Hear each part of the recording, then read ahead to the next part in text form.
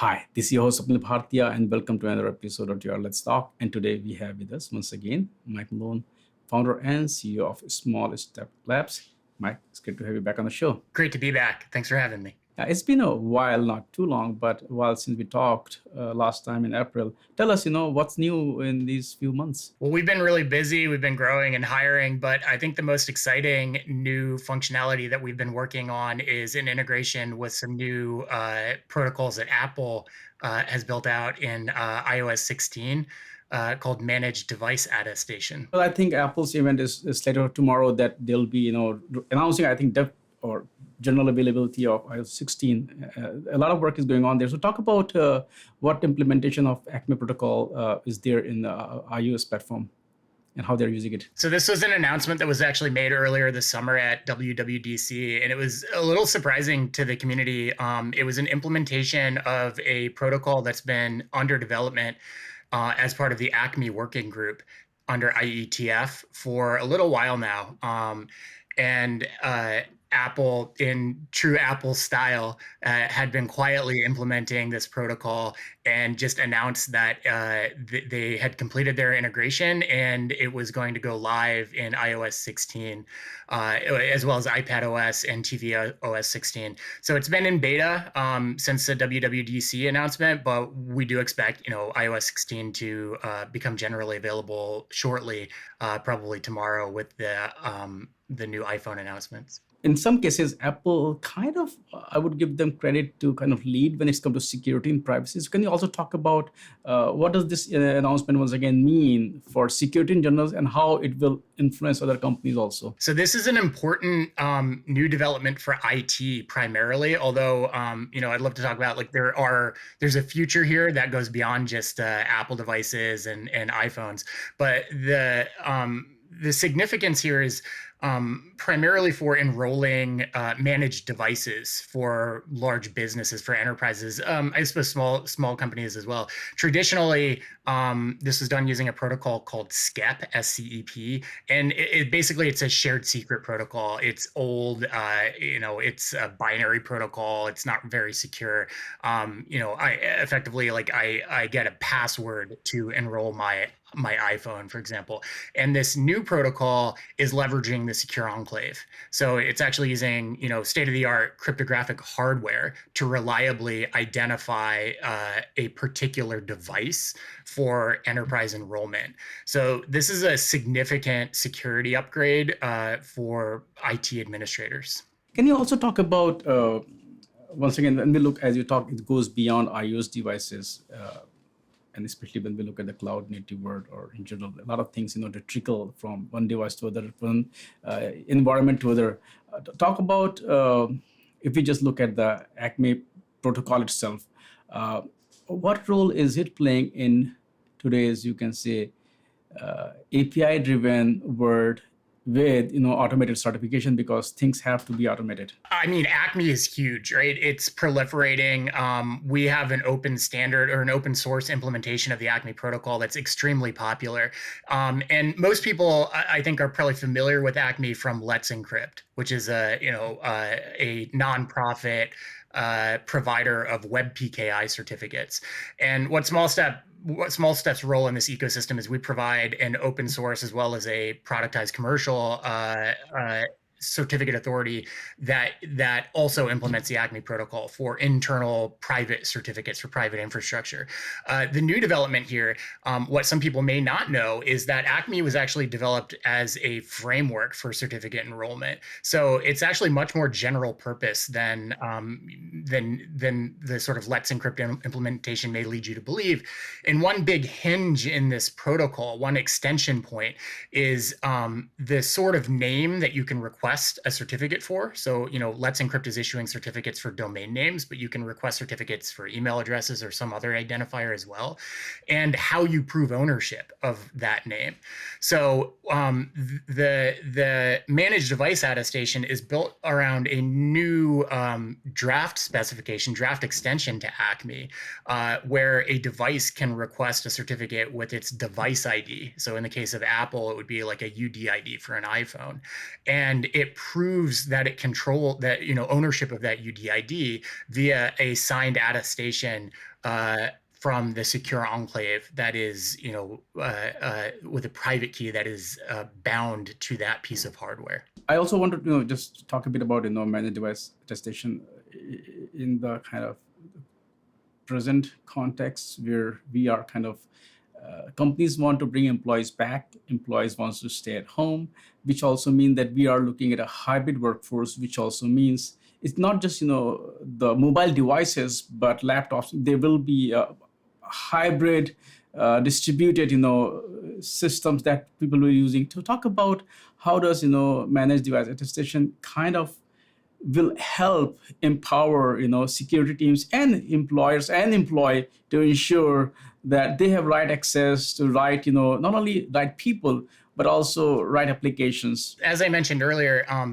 the state of the art prior to this new protocol was this SCEP protocol, where if you were enrolling a device swap, I would give you this profile that you would install on your iPhone that has a password in it for enrollment. But as an IT administrator, I don't know for sure that you installed that on the device that it was intended for, right? You could install it on any device, and my infrastructure could be tricked, or some intermediary, some malicious actor may intercept that payload and install it on a malicious device on their device.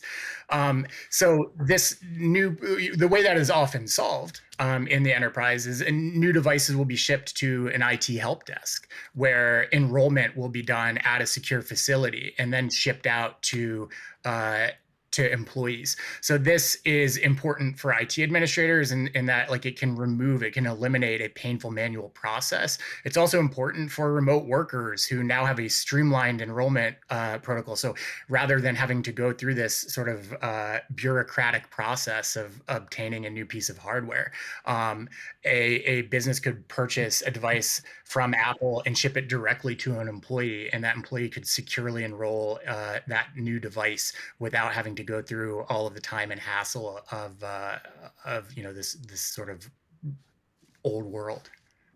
Right. I am also curious. Of course, things are getting better, but sometimes the owners to upgrade the profile or certificate, sometimes, especially when it comes to mobile device on user also, and that can be a bottleneck and trouble. So how do you kind of also ensure that that piece is also removed there with the? Well, again, part of the enrollment protocol, I guess calling it a protocol is sort of a misnomer because that sort of implies that it's automated, right? This ceremony that has human involvement is how do you get that shared secret and install it on a particular device?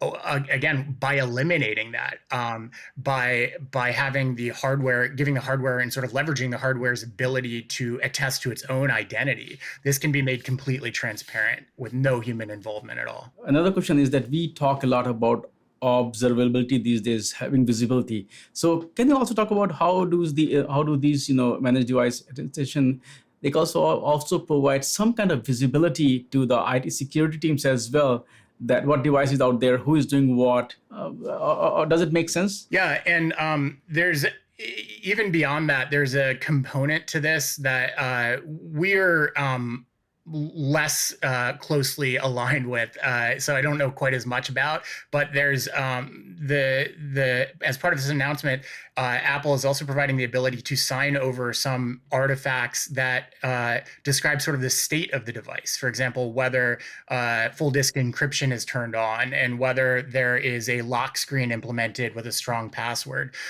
So there's a lot of new capability around sort of secure, very trustworthy self-attestation of the state of a device that IT administrators will be able to leverage, and absolutely, it brings a new level of observability and trust into this sort of distributed hybrid environment that we're now seeing. I want to talk a bit about Smallstep Labs once again, and that is also, if you can talk about, of course, you may or may not be able to share some name, but if you can share some use cases where you do see that, hey, people are embracing these certificates or or protocols, where you see either a spike or you see that, hey, these are the kind of challenging use cases which are not the normal use cases where even you are excited about? In the traditional IT environment, these managed device certificates, they're being used primarily for virtual private networking and for things like enterprise Wi-Fi access, email, sometimes document or code signing. And this protocol just hardens those existing certificate provisioning workflows for those use cases. So we're certainly seeing a lot of interest in that. And in order to fully implement a solution here, there's a multi-party workflow where Apple has an attestation server that issues these device attestations, and then there's an Acme server where you exchange this attestation for a certificate for VPN or whatever you need a certificate for on your endpoint. And that's where we come into play. Is we provide that Acme server. We have an open source solution as well as a commercial offering with a bunch of sort of enterprise governance and compliance functionality built into it. So that's very exciting. And then some of the more novel sort of upcoming use cases, in addition to, Android has already announced that they're going to be implementing this, Chrome OS, it's already possible on Linux.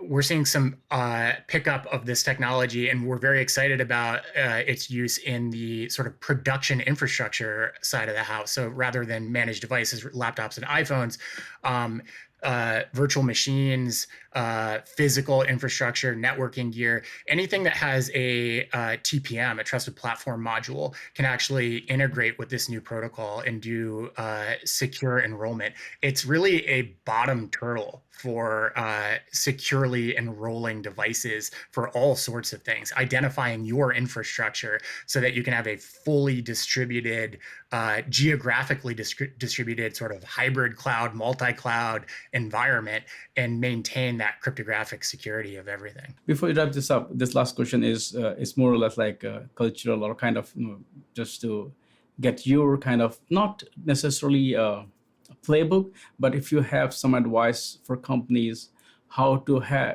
embrace these technologies to kind of improve their security posture, because security is becoming a very hot topic, and that is one thing that nobody can compromise with. Yeah, I mean, there's a lot going on in the security space.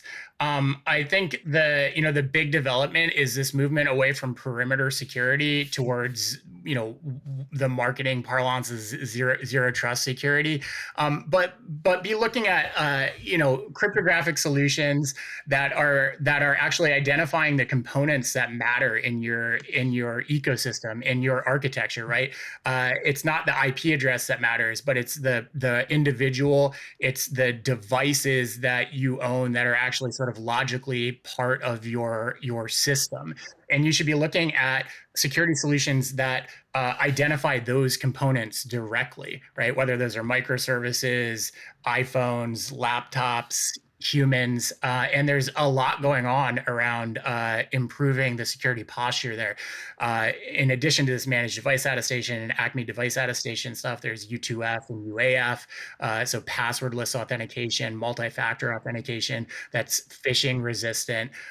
So there really is a lot of new technology that that systems can take advantage of to improve their security posture. Mike, thank you so much for taking time out today, and of course, give us a kind of recap of what Smallstep you folks have been up to. Also talk about Apple's announcement and kind of the way they lead in some areas. That this will kind of become a discussion once iOS 16 is out, and developers and people will start using it. And as you rightly said, it will go beyond just those devices.